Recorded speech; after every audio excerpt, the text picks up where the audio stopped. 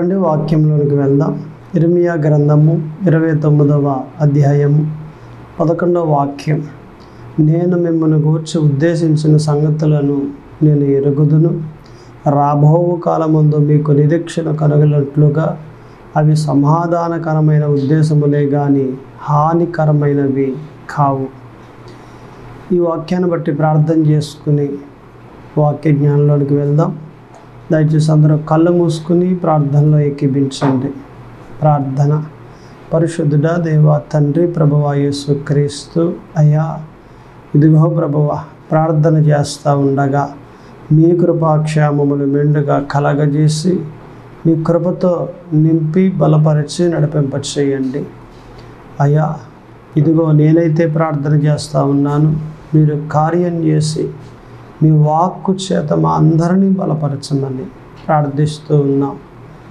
ఈ కొద్ది ప్రార్థన ఆలకింపచేయమని యేసు క్రీస్తు నామమున అడుగుచున్నాను తండ్రి, ఆమె. మరలా అదే వాక్యాన్ని చదువుకుందాం. చూడండి, ఇర్మియా గ్రంథము 29వ అధ్యాయము 11వ వాక్యం. నేను మిమ్మల్ని గూర్చి ఉద్దేశించిన సంగతులను నేను ఎరుగుదును. రాబోవు కాలమందు మీకు నిరీక్షణ కలుగునట్లుగా అవి సమాధానకరమైన ఉద్దేశములే కానీ హానికరమైనవి కావు. ఈ వాక్యాన్ని బట్టి మనము ఈరోజు మాట్లాడుకుంటే దేవుని ఉద్దేశము మన పైన ఏమై ఉన్నది అనేది మనకి క్లియర్గా తెలుస్తుంది. ఇక్కడ చాలామంది ఈ రోజుల్లో ఎలా ఉన్నారు అని అంటే, రాబోయే కాలంలో నేను ఎలా ఉంటానో, దేవుడు ఎలా ఉంచుతాడో, ఏమో నా జీవితం ఎలా అయిపోతుందో, ఏమో పాడైపోవచ్చేమో లేదా బాగుపడచ్చేమో ఇలా పలుకుతారు. కానీ ఇక్కడ వాక్యం అంటుంది, రాబోయే కాలమందు నీ పైన ఉన్న నా ఉద్దేశము అది సమాధానకరమైనదే కానీ హానికరమైనది కాదు అని దేవుడు తెలియజేస్తూ ఉన్నాడు. అంటే రాబోయే కాలంలో నీ జీవితం మేలుగా మంచిగా మార్చబడుతుందే కానీ చెడ్డగా మారిపోదు, నీ జీవితం పాడైపోదు అని దేవుడు ఇక్కడ తెలియజేస్తూ ఉన్నాడు. దేవుడు మనకు విశ్వాసం ఇచ్చాడు కదా, అనేక వాక్యాలు చెప్పి మనలో విశ్వాసాన్ని పెంచాడు కదా. మరి విశ్వాసం కలిగి ఉన్న మనము ఈ విశ్వాసాన్ని కలిగి ఉన్న మనము ఎలా ఉండాలట? రాబోయే కాలంలో దేవుడిని దీవిస్తాడే కానీ పాడు చేయడు అనే ఉద్దేశం కలిగి ఉండాలి. అంతేగాని అరే ఇంకేమన్నా ఉందా, ఇంత శ్రమ వచ్చి పడిపోయింది కదా, ఉండే కొలది వచ్చే సంవత్సరం ఎలా ఉంటాను, వచ్చే సంవత్సరం ఎలా ఉంటాను, ఇప్పుడే ఎలా ఉందంటే జీవితం, ఉండే కొలది ఇంకా పాడైపోతుంది నా జీవితం, అది నాకు తెలుస్తూ ఉంది అని ఇలా మాట్లాడతారు కొంతమంది. దేవుడు ఎప్పుడూ కూడా ఒక వ్యక్తి జీవితాన్ని పాడు చేయడు.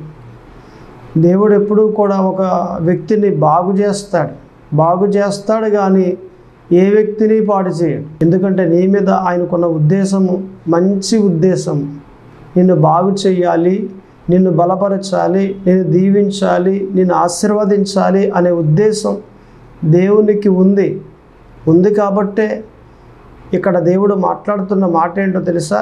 రాబోయే కాలమందు నీ మీదున్న ఉద్దేశం అది సమాధానకరమైనదే కానీ అది హానికరమైనది కాదు.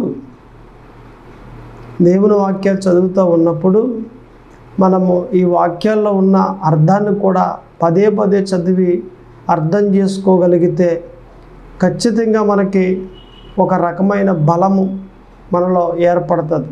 వాక్యంలో నుండి దేవుని బలం మనం పొందుకోవాలి. రోజు బైబిల్ చదువుతూ ఉండి, రోజు వాక్యాన్ని వింటూ ఉండి, రోజు దేవునితో సహవాసం చేస్తూ ఉండి, ప్రార్థన కానివ్వండి, ఉపవాసం కానివ్వండి, లేదా వాక్యం చదవడం కానివ్వండి, ఇలాగ దేవునితో సహవాసం చేస్తూ ఉండి ఎప్పుడైతే ఆయనలో ఉన్న బలాన్ని మనం పొందుకుంటామో ఈ భూమి మీద మనము విజయవంతంగా ఈ జీవితాన్ని ముగించి ఆయన దగ్గరికి వెళ్ళగలం. విజయవంతంగా ముగించాలి జీవితాన్ని. కొంతమంది చూడండి, యేసు ప్రభులోకి వచ్చిన మొదటి దశలో చాలా విజయవంతంగా చేసుకుంటూ వెళ్తారు. ఇక ఆఖరికి వచ్చేసరికి ఓడిపోయిన వారిగా, బలహీనులైపోయిన వారిగా, ఏది దేవునికి విరోధంగా తిరగబడిపోయిన వారిగా, ఆఖరి జీవితంలోకి వచ్చేసరికి మీరంతా పడిపోయినట్లుగా కనిపిస్తారు కానీ జయించిన వారిగా మనకు కనిపించారు. ఇంకా చెప్పాలంటే యేసు ప్రభువులోకి వచ్చిన మొదటి దశలో ఒకవేళ నువ్వు పడిపోయిన స్థితిలో ఉన్నా పర్వాలేదు, కానీ ఆఖరి దశలో నువ్వు నిలబడే ఉండాలి. కానీ విజయవంతంగా పూర్తి చేసే నేను అనేటట్లు నీ జీవితం ఉండాలి. కానీ ఓడిపోయినట్లుగా నువ్వు ఉన్నావు అంటే ఖచ్చితంగా నీవు నీ ఆత్మను అంటే నిత్య జీవాన్ని నీవు కోల్పోతావు. మొదటి దశ కన్నా ఆఖరి దశ అనేది చాలా ముఖ్యమైనది. మొదట్లో ఒకవేళ ఏదో అంతంత మాత్రాన్ని ఉన్నావా, రాను రాను నీ జీవితం ఆఖరికి వచ్చేసరికి దేవునికి అనుకూలంగా మార్చబడాలి, దేవునికి ఇష్టపూర్వకంగా మార్చబడాలి, దేవుడు ఎలా చెబితే అలాగూ నడవాలి, ఆయన చెప్పినట్లుగా పవిత్రంగా మార్చబడి, ఆయన చెప్పినట్లుగా నీతిమంతులుగా మార్చబడి, ఆయన చెప్పినట్లుగా యథార్థవంతులుగా మార్చబడి, మంచి ప్రవర్తన కలిగి ఆయనతో సహవాసం చేస్తూ ఉండి నీవు ముందుకు సాగితే నిన్ను అనేక మందికి ఆశీర్వాదకరంగా దేవుడు చేస్తాడు. అంతేగాని అరే నేను ఆయనతో సహవాసం చెయ్యాలంటారా, ఏదో అంతంత మాత్రం చేస్తున్నా సరిపోతుందిలే అన్నట్లుగా దాటిపోయి ఆయనకు దూరంగా బ్రతికితే అది సరైన జీవితం కాదు. నీ మీద దేవునికి ఒక ఉద్దేశం ఉన్నది. ఆ ఉద్దేశాన్ని దేవుడు నెరవేర్చుకోవడానికి ఇష్టపడుతూ ఉన్నాడు. ఆయన ఆ ఉద్దేశాన్ని నెరవేర్చాలంటే నువ్వు పవిత్రంగా మార్చబడాలి. నువ్వు నిరీక్షిస్తూ అంటే దేవుడు వస్తాడు అని ఎదురు చూస్తూ ఉండే పరిస్థితి నీలో రావాలి. దేవుని కోసం ఎన్ని శ్రమలు వచ్చినా నేను ఎదురు చూస్తూ ఉంటానండి, నేను ఎదురు చూస్తూనే ఉన్నానండి అన్నట్లుగా నువ్వు ఉండాలి. కానీ ఏది నిరీక్షణ లేనివానిగా, విశ్వాసం లేనివానిగా, నమ్మకం లేనివానిగా ఉంటే ఆయన వాగ్దానాన్ని నెరవేర్చడు, ఆయన ఉద్దేశాన్ని నెరవేర్చుకోడు. ఆయన నీ మీద దేవునికి ఒక ఉద్దేశం ఉంది, మంచి ఉద్దేశం. నిన్ను ఎలాగున దీవించాలి, నిన్ను ఎలాగున హెచ్చింప చేయాలి, నీకు ఎలాగున అధికారం ఇవ్వాలి, నిన్ను నిలబెట్టి నీ ద్వారా ఆయన మహిమ పొందుకోవాలి అన్న ఉద్దేశం దేవునికి ఉంది. ఆ ఉద్దేశాన్ని దేవుడు నెరవేర్చుకోవాలి అంటే ఆయనకు అనుకూలంగా నువ్వు బ్రతకాలి. ఆయనకు అనుకూలంగా నీవు బ్రతకకపోతే గనుక ఆయన ఉద్దేశాన్ని నీ పట్ల నెరవేర్చుకోలేడు. ఆయన నెరవేర్చుకోవాలన్న ఉద్దేశం ఆయనకు ఉందా కానీ నెరవేర్చుకోలేడు. ఆయన్ని బట్టి కాదు, నిన్ను బట్టి. అందుకే నీపైన ఉన్న ఆ ఉద్దేశాన్ని దేవుడు నెరవేర్చుకోవాలి అనంటే నీవు దేవునికి అనుకూలంగా బ్రతకాలి, మారాలి. ఎక్కడేసిన గొంగలు అక్కడే అన్నట్లుగా ఎప్పుడు ఒకే రీతిగానే ఉంటానండి, ఇంతే నా జీవితం అని బెరిగి చేసుకుని బీట్లో ఉండిపోతే అది సరైన ఆత్మీయ జీవితం కాదు. నీకు శ్రమలు వస్తూ ఉన్నాయి అని అంటే దానికి అర్థం ఏంటి? నువ్వు రాను రాను ఇంకా మార్చబడాలి, ఈ శ్రమలలో మార్చబడతావు అని దేవుడు చూస్తున్నాడు. నువ్వు ఎంత తొందరగా మారిపోతే నీ జీవితం అంత తొందరగా దీవించబడిపోతుంది. అంతేగాని మారదాములే, చూద్దాంలే, వచ్చే సంవత్సరం ఉపవాస పూటల్లో మారతానులే, లేదా పై వచ్చే సంవత్సరం క్రిస్మస్లో మారతానులే. కొంతమంది ఇలాగున్న వాయిదాలు వేస్తూ ఉండి వాయిదాల ప్రకారంగా ముందుకి సాగిపోతారు కానీ మారు మనసు పొందరు. మరి అలాగా మారు మనసు పొందకుండా ఉంటే, వాయిదాలు వేసేస్తూ ఉంటే నీపైనున్న ఆ ఉద్దేశాన్ని దేవుడు ఎలా నెరవేర్చుకుంటాడు? ఆయన నెరవేర్చుకోలేడు కదా. ఏదైనా ఒకటి ఆయన చేయించుకోవాలి, ఏదైనా ఒక అధికారం ఆయన నీకు ఇవ్వాలి అని అంటే ఆ అధికారానికి తగినట్లుగా నీవు మారు మనసు పొందాలి కదా. ఆ అధికారానికి, ఆ స్థానానికి తగినట్లుగా నీవు మారాలి కదా. నువ్వు మారకుండా దేవుడు ఆ అధికారాన్ని నీకు ఎలాగిస్తాడు? ఇస్తే ఆ అధికారాన్ని నువ్వు ఉంచుకోగలుగుతావా? అపవాది వచ్చి యుద్ధం చేస్తాడు.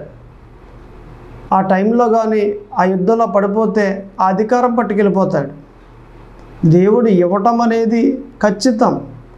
దేవుడు ఇవ్వటం అనేది ఒక మెట్టు అయితే, ఆ ఇచ్చిన తర్వాత ఇచ్చిన దాన్ని కాపాడుకోవడం అనేది రెండవ మెట్టు. దేవుడు ఇవ్వటం ఎంత ముఖ్యమైనదో నువ్వు కాపాడుకోవటం కూడా అంతే ముఖ్యమైనది. చిల్లి సంచులో బియ్యం పోసేమనుకోండి, ఉంటాయి అవి పోసేది పోస్తూ ఉంటే కింద నుంచి కారేది కారిపోతూ ఉంటుంది. మరి దేవుడిస్తే నీకు ఆశీర్వాదము, నీ ఆత్మీయ జీవితానికి సిల్లు ఉందనుకో, ఆయన ఇచ్చే సుఖమేముంది? ఆయన ఇచ్చేది ఇస్తూ ఉంటే కారిపోయేది కారిపోతూ ఉంటుంది, ఆశీర్వాదం పోయేది పోతూ ఉంటుంది. సుఖమేముంది చెప్పండి? ఆయన నీకు ఇవ్వాలి అని అంటే మొదట నీ ఆత్మీయ జీవితంలో ఎటువంటి బలహీనత, అంటే చిల్లు అనే బలహీనత ఏది లేకుండా ఉండాలి. చిల్లు సంచుల్లో బియ్యం వేయుట ముఖ్యమైనది కాదు, మొదట ఆ చిల్లును పూడ్చడం అనేది ముఖ్యమైనది. మొదట ఏ పని చేయాలి? ఆ చిల్లును పూడ్చి కుట్టేసి చక్కగా అప్పుడు దానిలో బియ్యం వేయాలి. అంతేగాని ఆ చిల్లుగా వదిలేసి బియ్యం వేస్తూ ఉంటే గంట సేపు వేసినా నిండదా చంచి, లేదా ఒక బిందె ఉందనుకోండి, సిల్లు ఉందనుకోండి, నీళ్ళు ఎంత పోసినా సిల్లు ఉంది కాబట్టి నిండదే ఆ బింది. ఇంకెంతసేపు ఉన్నా అలాగే ఉంటుంది.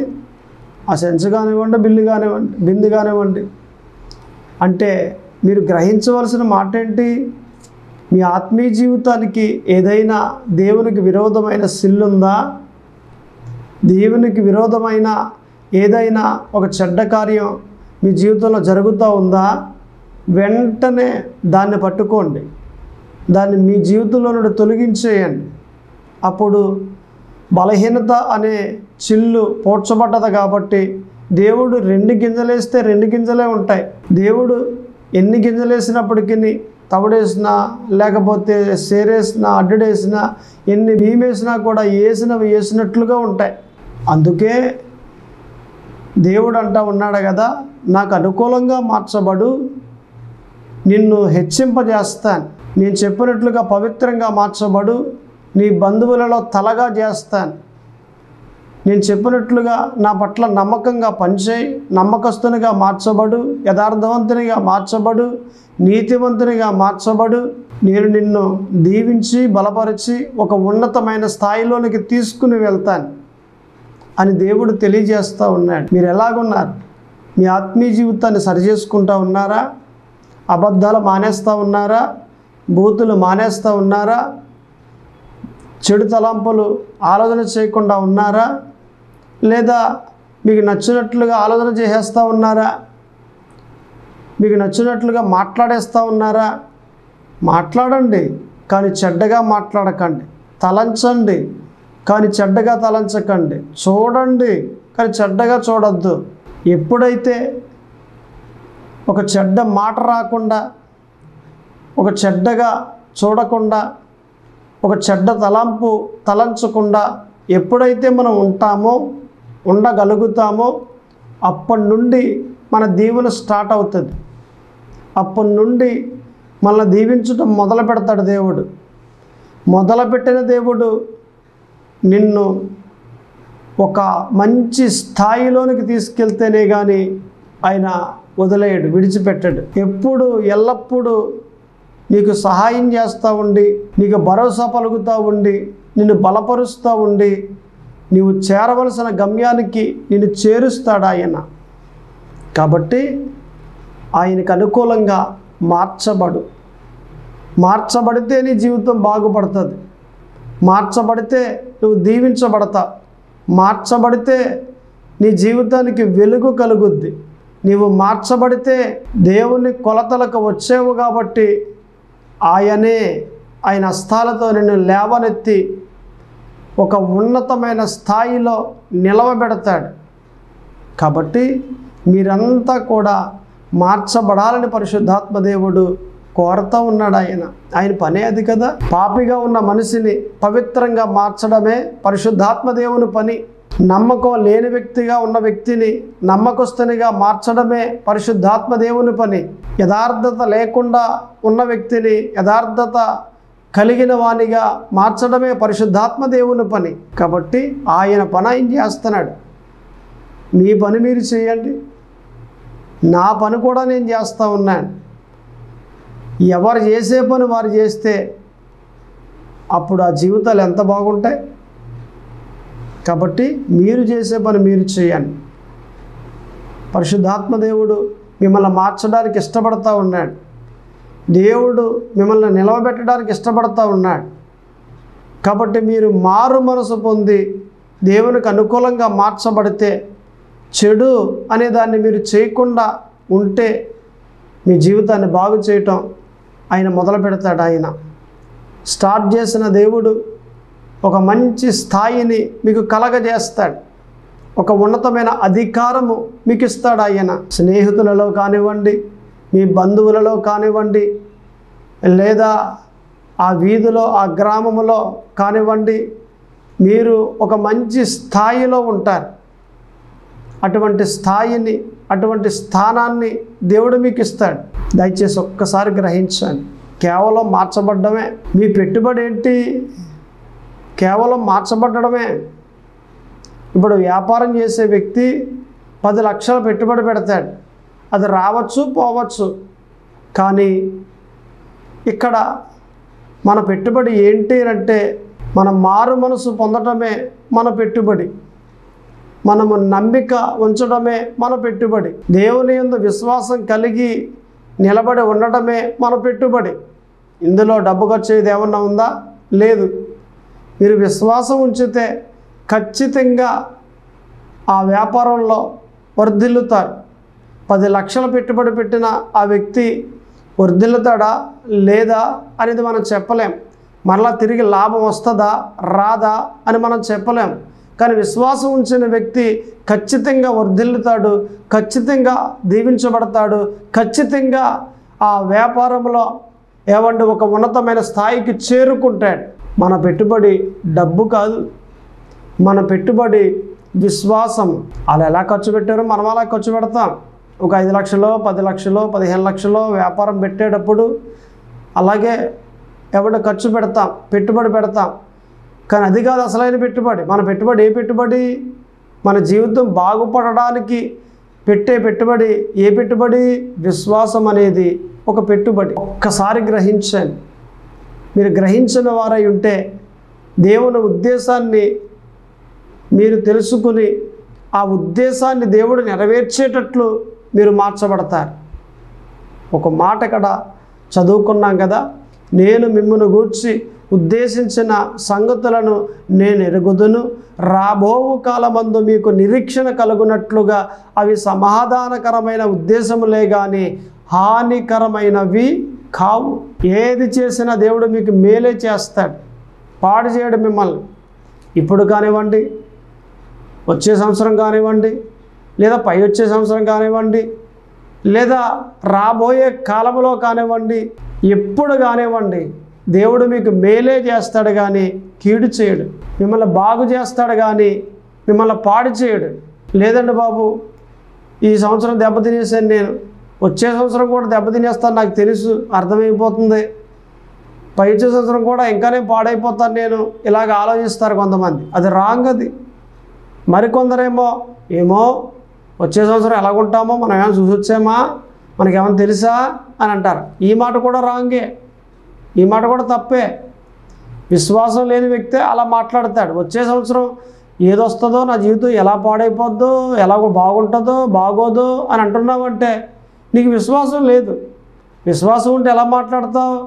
వచ్చే సంవత్సరం ఖచ్చితంగా నా దేవుడు బాగు చేస్తాడు, ఇంకా వర్ధిల్లింపజేస్తాడు, నా బాకీలన్నీ తీర్చబడతాయి, ఇలాగున మాట్లాడే వ్యక్తి విశ్వాసం గలవాడు. మీలో విశ్వాసం ఉంటే నేను ఎప్పుడు బాగుంటాను, నా దేవుడు ఎప్పుడు కూడా పాడు చేయడు, బాగు చేస్తాడు అని నువ్వు చెబుతావు, నువ్వు అలా మాట్లాడతావు నీలో విశ్వాసం ఉంటే.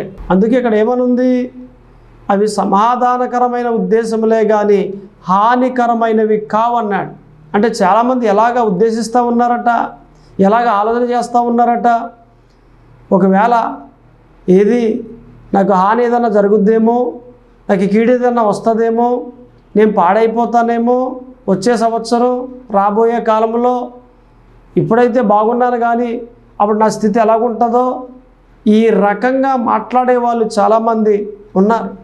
అందుకే ఈ వాక్యాన్ని దేవుడు ఇక్కడ పెట్టాడు, వ్రాయించాడు బైబిల్లో. ఇంకొక చోట కూడా ఇంకొక మాట ఉంటుంది. యోబు గ్రంథము 42వ అధ్యాయము 2వ వాక్యం. నీవు ఉద్దేశించినది ఏదియు నిష్ఫలము కానేరదనియు నేనిప్పుడు తెలుసుకుంటుని అని అన్నాడు. ఇప్పుడట ఆస్తులు పోయిన తర్వాత, అంతస్తులు పోయిన తర్వాత, పిల్లలు చనిపోయిన తర్వాత, ఎవడి శరీరం అంతా కూడా రోగం వచ్చి సీసా పెంకులతో ఎవండి మరి ఆ పురుగులు బెరల్లో ఉన్న ఆ పురుగులు తీస్తున్నప్పుడు, ఇదంతా కథ అయిపోయిన తర్వాత లాస్ట్లో యోబు అంటాడు కదా, ప్రభువా దేవా నీవు ఉద్దేశించినది ఖచ్చితంగా జరుగుద్ది అని ఇప్పుడు తెలుసుకున్నాను నేను అని అన్నాడు. అంటే ఇప్పటి వరకు యోబు నాకు తెలియదు. దేవుడు ఏదైనా ఒక ఉద్దేశిస్తే నేను ప్రార్థన చేసి దాన్ని ఆఫ్ చేసేస్తా అన్న ఆలోచన కలిగి ఉన్నాడు, కానీ అది జరగకుండా తప్పించుకుపోవచ్చు అనే ఆలోచన కలిగి ఉన్నాడు. కానీ ఖచ్చితంగా దేవుడు ఉద్దేశించాడంటే అది నెరవేరుస్తాడు, దాని నుండి నేను తప్పించుకోవడానికి వీలు పడదు అనే ఆలోచన యోబునకు లేదు. అందుకే ఈ మాట యోబు అంటున్నాడు, నీవు ఉద్దేశించినది ఏదియో నిష్ఫలము కానేరదనియు నేనిప్పుడు తెలుసుకుంటేనే. ఇప్పుడు తెలిసిందట భక్తుడని యోబునకు, ఇప్పుడు తెలిసింది, ఇన్నాళ్ళు తెలియలేదు. కాబట్టి దేవుడు ఏదైనా నీ జీవితంలో ఒకటి జరగాలి అని ఉద్దేశిస్తే అది జరగకుండా ఆగేది కాదు, ఖచ్చితంగా జరుగుద్ది. లేదంటే ఇది ఇలాగుందేంటి అలాగుందేంటి ఈ పరిస్థితి, దేవుడు తప్పించేస్తే బాగుంటుంది. తప్పించడు ఆయన, నీ మేలు కొరకే నీ జీవితంలో చేయాలని ఉద్దేశించాడు కాబట్టి తప్పించడు ఆయన. ఇప్పుడు యేసు ప్రభు చూడండి, రేపు సిలువేస్తారనగా గెత్సెమనే తోటలోకి వెళ్ళి మొక్కాలేసి ప్రార్థన చేసి ఏమన్నారట, తండ్రి దయచేసి మీ చిత్తమైతే ఈ గిన్నె నా యొద్ద నుండి తొలగించు అని ప్రార్థన చేశారు. అలాగను ప్రార్థన చేస్తే ఆ ప్రార్థనకు అర్థం ఏంటి, మీ చిత్తమైతే రేపు సిలువేస్తారు కదా, ఆ సిలువ నుండి నన్ను తప్పించండి అని ప్రార్థన చేశాడు యేసు ప్రభు, మీ చిత్తమైతే అని. ఇప్పుడు నేను అంటాను, శిష్యులకు చెప్పింది ఎవరు, నన్ను సిలువేస్తారని? యేసు ప్రభువే. అంటే సిలువేస్తారన్న సంగతి యేసు ప్రభువుకు తెలుసు, కానీ రేపే సిలువేస్తారు అనగానే ఆయనలో భయం కలిగింది. ఈ శ్రమ నేను అనుభవించాలా, ఇంత ఘోరమైన శ్రమ, ఇంత భయంకరమైన శ్రమ నేను అనుభవించాలా అని కాస్త భయపడినట్లుగా మనకు కనిపిస్తూ ఉంది. అందుకే యేసు ప్రభు శరీరధారిగా వచ్చి మనవలే, ఎలాగట మనవలే జీవించారు ఆయన. ఆయన తండ్రి దగ్గర ఉన్న ఆ మహిమతో భూమి మీద ఆయన లేరు, భూమి మీదకి వచ్చినప్పుడు మనవలే ఉన్నారు. అందుకే మనుష్య కుమారుడు అని అన్నారు ఆయన్ని. ఒక కోణంలో మనుష్య కుమారుడు అని మాట్లాడడం జరిగింది బైబిల్లో. కాబట్టి శరీరధారిగా వచ్చేట కాబట్టి మనకులాగునే ఏముందట అక్కడ, ఏదైనా ఒక మహాశ్రమ వచ్చేస్తుంది అనగానే మనకు ఎలా భయం వస్తుందో ఆయనకు కూడా అలాగే భయము వచ్చింది. కానీ యేసు ప్రభు ఆ భయాన్ని బట్టి దేవుని చిత్తాన్ని నెరవేర్చకుండా మానేయలేదు. యేసు ప్రభు మీ చిత్తాన్ని నెరవేర్చండి అని మరలా ప్రార్థన చేసి దేవుని చిత్తాన్ని నెరవేర్చారు ఆయన. ప్రార్థన అయితే ఇలా చేశారు, కానీ ఆ ప్రార్థన బట్టి దేవుడు ఆలకించి దేవదూతలను పంపించి పరిచర్య చేసే విధంగా చేస్తే ఆయన బలపరచబడి ఆ శిలువ యాగాన్ని మనందరి నిమిత్తము నెరవేర్చి మన పాపాలన్నీ ఎవడి కడిగేసి ఆయన రక్తంతో మనందరిని నీతిమంతులుగా యేసు ప్రభువారు చేశారు. ఇంత కష్టపడ్డాడు కదా, ఆయనకి ప్రయోజనం ఏంటి? ఈరోజు సిలువలో ప్రాణం పెట్టింది ఎవరు? ప్రజల కొరకు, మానవుల కొరకు అని అంటే యేసు అని చెప్తున్నారు. ఈ లోకరక్షకుడు ఎవరు అనంటే యేసు ప్రభు అని చెప్తున్నారు. మరి ఇంత ఘనత యేసు ప్రభు కలిగిందంటే ఆ రోజు దేవుని చిత్తాన్ని ఏవండి నెరవేర్చాడు కాబట్టి అంతటి ఘనత యేసు ప్రభువునకు దేవుడే ఇచ్చారు.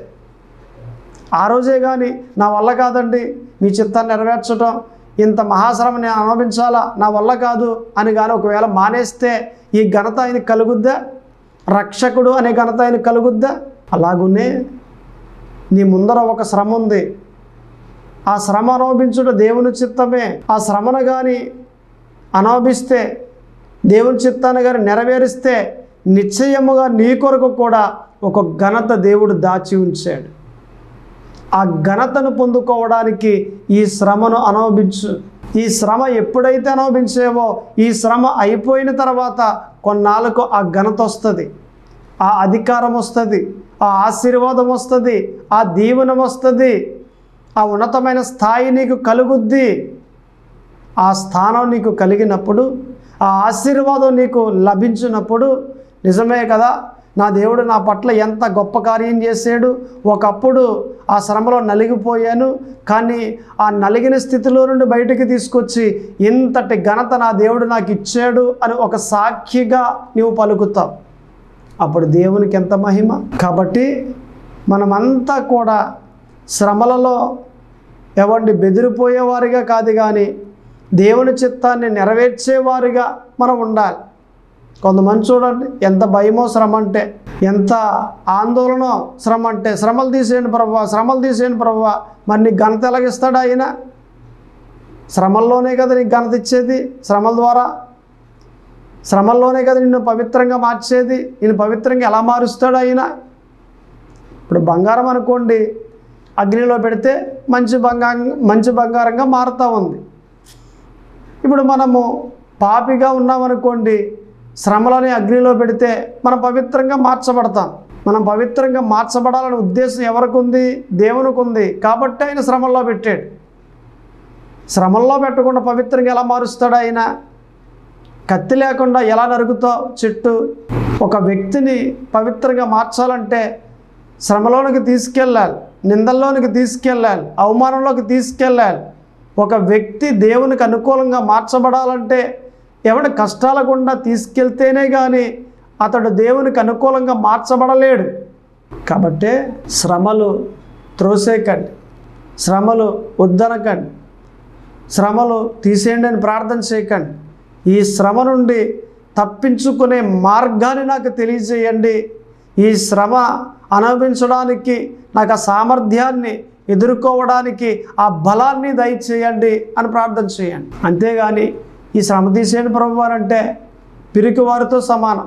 యేసు ప్రభు పలికిన తర్వాత తన్ను తాను బలపరుచుకుని ఇది దేవుని చిత్తము అని రూఢి చేసుకుని తన మనసు అది మహాశ్రమైనప్పటికీ దాన్ని అనుభవించాడు ఆయన, దేవుని చిత్తాన్ని నెరవేర్చాడు ఆయన.